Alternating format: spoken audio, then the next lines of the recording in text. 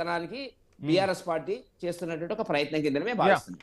Right Srinivas గారు, మొత్తంగా 2014 నుంచి విచారణ జరగాలి. ఈ రోజు కాంగ్రెస్ ప్రభుత్వంలో మంత్రులు ఏ విధంగా అయితే సింగరేణిలో ఎంటర్ అయిపోయారో బీఆర్ఎస్ హయాంలో కూడా అదే జరిగింది. బీఆర్ఎస్ లో కేసీఆర్ కుటుంబం మొత్తం కూడా సింగరేణిని ఒక సిరులగనిగా భావించింది. అది తెలంగాణకే కాదు, మొత్తంగా కల్వకుంట్ల కుటుంబానికి అని చెప్పి కూడా విమర్శలు వినిపిస్తున్న పరిస్థితి.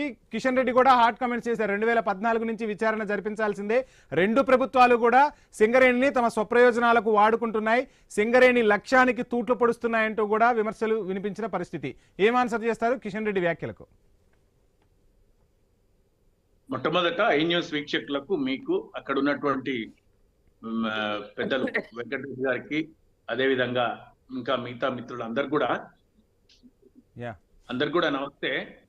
రైట్, ఒక స్పష్టమైనటువంటి విషయం, ఈ రోజు ఈ సింగరేణి బొగ్గు గనులలో అంటే ఓపెన్ గా తెలంగాణ రాష్ట్ర ప్రభుత్వము నిర్ణయించడము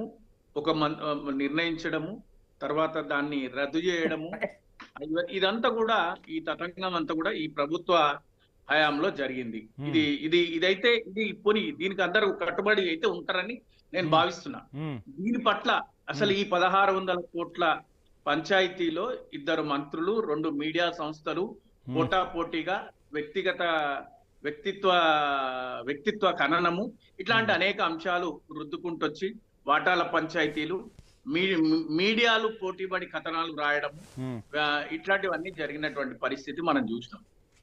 దీని పట్ల అసలు ఇదంతా జరగడానికి ఇది ప్రధానంగా ముఖ్యమంత్రి గారి బావమర్దికి కొత్తగా విజిటింగ్ సర్టిఫికెట్ అంటే గనులు చూసుకొని టెండర్లు దాఖలు చేసేటువంటి ప్రక్రియ ఇంతవరకు లేదు, దేశంలోనే ఎక్కడ లేదు. ఇంకా గట్టిగా మాట్లాడితే ప్రపంచంలో గనులలో ఎక్కడ కూడా చూసిన తర్వాత టెండర్లు దాఖలాలు చేసుకునేటువంటి పరిస్థితి ఎక్కడ లేదనేటువంటిది మాకున్న సమాచారం, లేకపోతే గూగుల్ ద్వారానో ఆ విధంగా.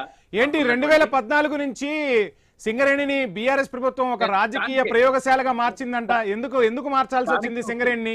అక్కడ తీసుకెళ్లి కవితను ఎందుకు పెట్టాల్సి వచ్చింది అనేది కూడా వెంకటరెడ్డి గారి నుంచి వినిపిస్తున్న ప్రధాన విమర్శ.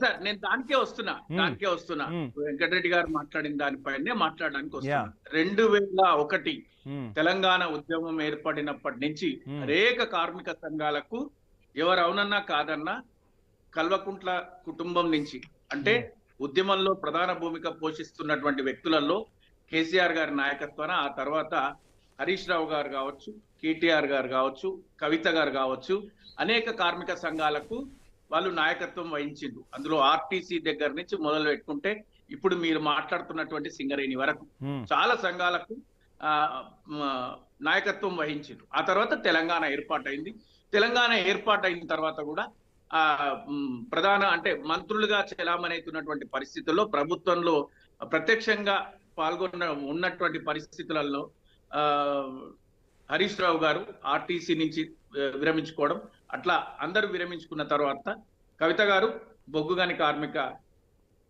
సంస్థకు అక్కడ అధ్యక్షురాలుగా కొనసాగింది. సరే, దీంట్లో కొట్లాడి కారుణ్య నియామకాలు కావచ్చు, గతంలో ఎన్నడీ లేని విధంగా బోనస్ ఇచ్చేటువంటి పరిస్థితులు కావచ్చు, కార్మికుల సంక్షేమం కావచ్చు, వీటన్నిటి కోసం బీఆర్ఎస్ చాలా కట్టుబడి ఉంది. ఈ రోజు మేము అంటే హరీష్ రావు గారు అంటే మరి అధిష్టానం ఏ విధంగా స్పందించిందో నేను ఇంకా వినలే మధ్యాహ్నం నుంచి. ఈ రోజు మేము చెప్తున్నాం, ఈ 2 సంవత్సరాలలో అవకతవకలు జరిగినాయి అని మేము తీసుకొచ్చినాం. మా ప్రభుత్వ హయాంలో కూడా దీంట్లో కేంద్ర ప్రభుత్వ వాటా ఉంది, కేంద్ర ప్రభుత్వం బీజేపీనే ఉంది. నిజంగా అవకతవకలు జరిగి ఉంటే ఆ రోజే స్పందించాల్సి ఉండే.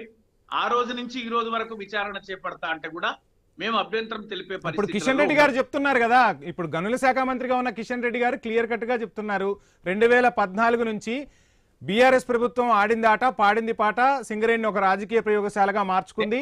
చిన్న కాంట్రాక్టుల నుంచి శ్రీనివాస్ గారు చిన్న కాంట్రాక్టుల నుంచి ప్రతిదీ కూడా బీఆర్ఎస్ కన్సర్నల్లో నడిచిన పరిస్థితి.